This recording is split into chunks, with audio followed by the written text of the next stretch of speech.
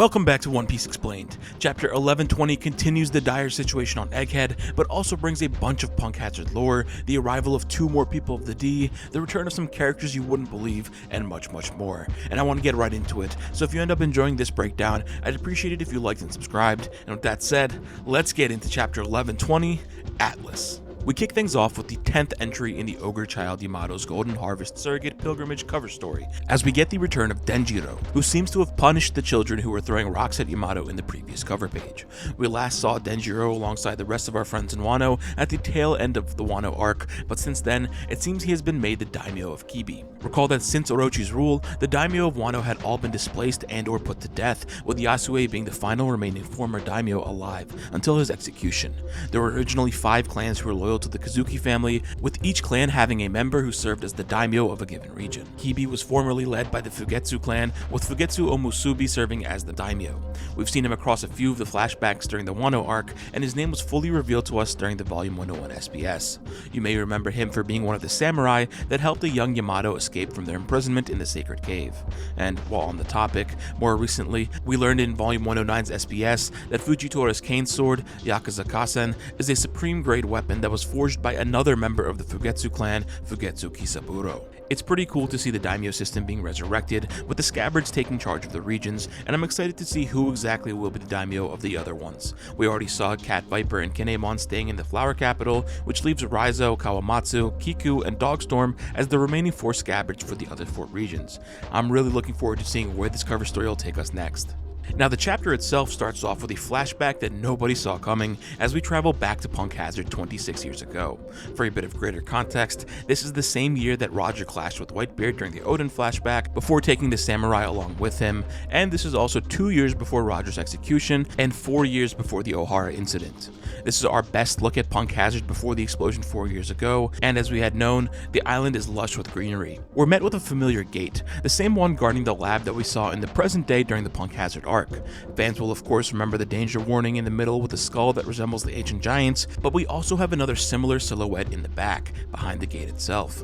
This may very well be one of the products of the world government's gigantification experiments, and maybe even more precisely, the numbers. These were the artificial ancient giants that we saw amongst Kaido's crew who had actually been purchased by him from Punk Hazard. We know Kaido had them with him 20 years ago when he defeated Oden and the 9 Scabbards, but with this flashback taking place even before that, we may be seeing their presence on Punk Hazard here for the first time. The silhouette we see here largely resembles either Hacha or Kunyun, with the regular round head shape, curved horns, and potentially even goggles. But that's not the only thing, as we also get some of Vegapunk's prototype dragons. It's not clear if the one we see beside Vegapunk is necessarily the same one behind Clover, but it could just be moving around, since these are the only 2 panels that we see it in. Now of note, this is not the same dragon as the ones we saw in present day between Vegapunk's smaller dragon and the larger one. These 2 have some different features, including the shape of the horns.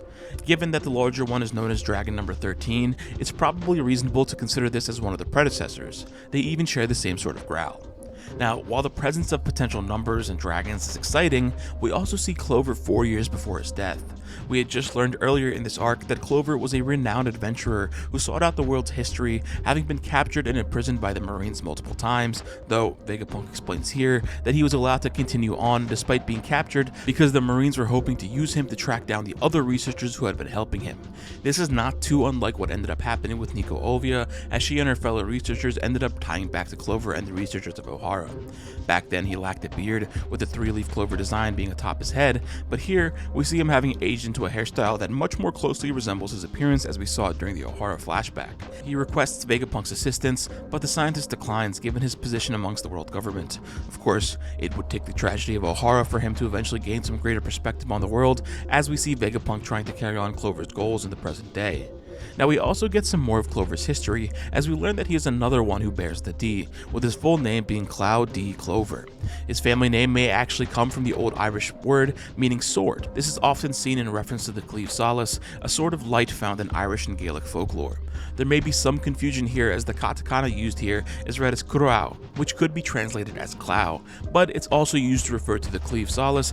As you can see, it's a bit rough translating an Irish word into Japanese and then into English. Interesting Interestingly, there is also a city on Zou that was named Crow City, but there may not really be a connection there. There's a couple potential fun things here with Cloud D being Cloud and the further Irish imagery on top of the clovers, but his name potentially being in reference to a sword of light is pretty cool in conjunction with Nico Robin being known as the Light of the Revolution.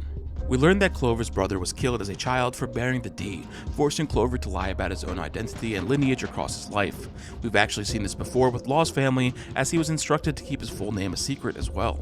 Oda is really putting more and more significance on the D in the last few chapters and in this arc in general, as we had also gotten the revelation of the Nefertari family bearing the D, and we'll talk more about the D later on in this video. Skipping ahead 4 years, we find Vegapunk and Caesar getting the news about Ohara. Caesar is of course delighted by the genocide, just as we saw him during the flashback on Punk Hazard. It's also fun seeing the two of them beside each other here in this flashback, as the last time we saw them at Punk Hazard together, Vegapunk was silhouetted. The brief flashback comes to an end with us seeing Vegapunk in tears over the tragedy at Ohara, and this is taking place moments before the flashback we saw earlier in this arc when he realizes the books are being taken by Elbaf giants as Dragon approaches the scene. As you can see, tears and snot running down his face at the start of it. Vegapunk's message continues and brings us back into the present day as he reflects on Clover and the goals of the researchers of Ohara. We briefly go around the world once more and see Zeph and Patty tuning in from Baratier. We last saw these two toward the end of the Whole Cake Island arc, and Zeph's inclusion here is a bit interesting given his juxtaposition to Robin and the character I'll mention next. It makes me wonder if there's more to Zeph's pirating days than we realize. We also check in on what looks to be Tequila Wolf. You can recognize the guard cracking the whip as the same one who confronted Robin when she first arrived after the events of Sabaody. This is pretty interesting, as we last saw, Tequila Wolf was liberated by the Revolutionary Army during the Straw Hat Separation cover story, but it looks like the operation has restarted since then.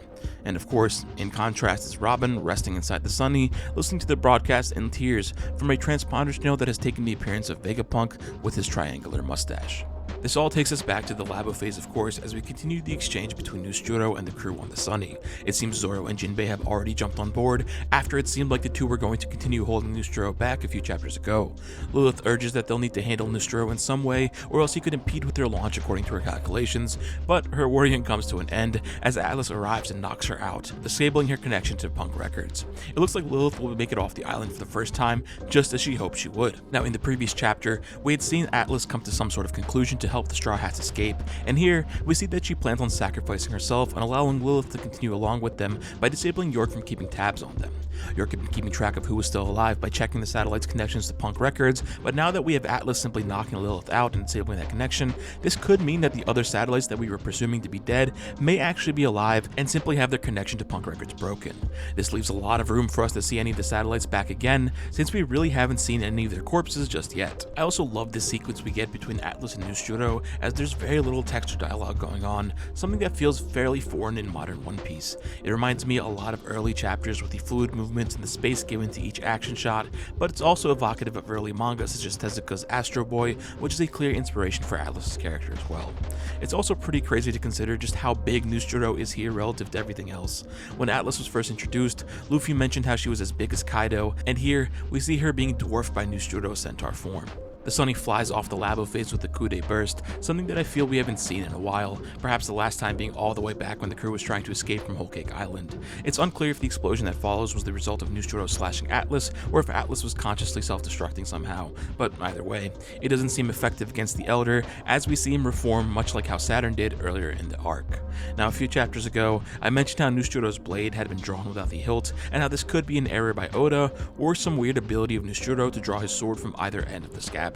There was some fun speculation on that in my 11:17 breakdown if you're interested, but it seems in this chapter, he's shown drawing the blade normally, and the hilt is present every time.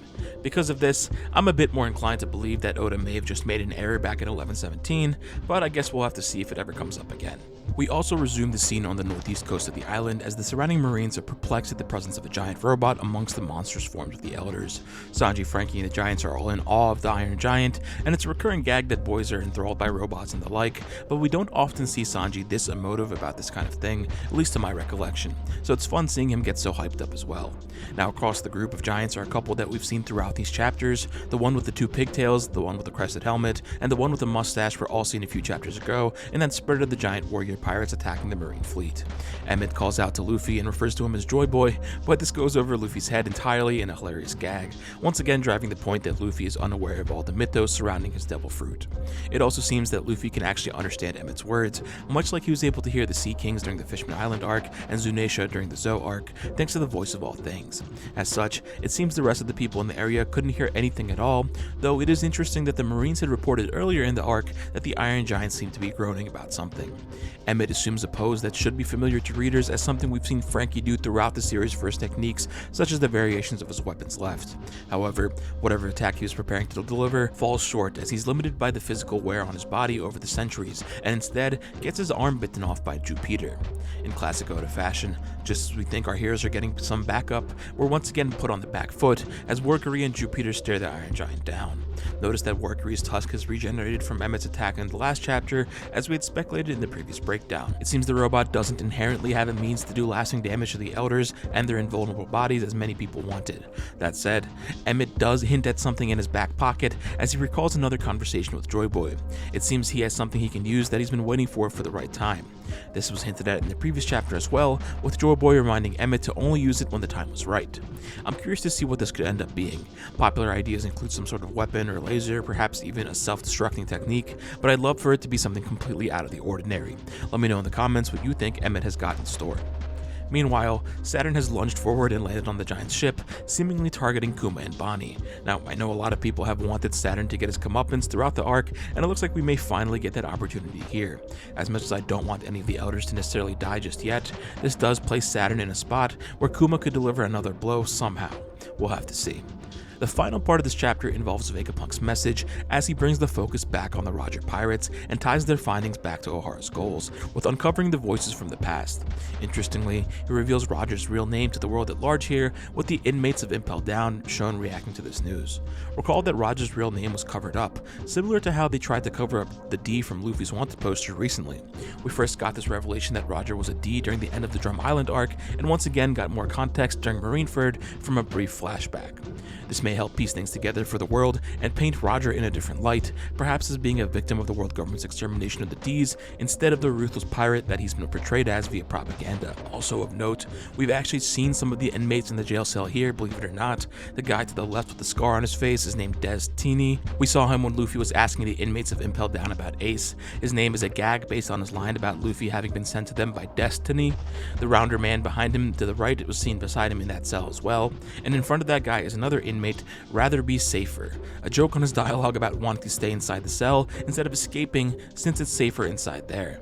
I love that Oda was able to recall these side characters for this scene. Truly incredible work. That's about it for everything I wanted to talk about in this chapter. Let me know what your favorite part was in the comments. If you made it this far into the video, thank you so much for watching, stay safe, and I hope to see you in the next one.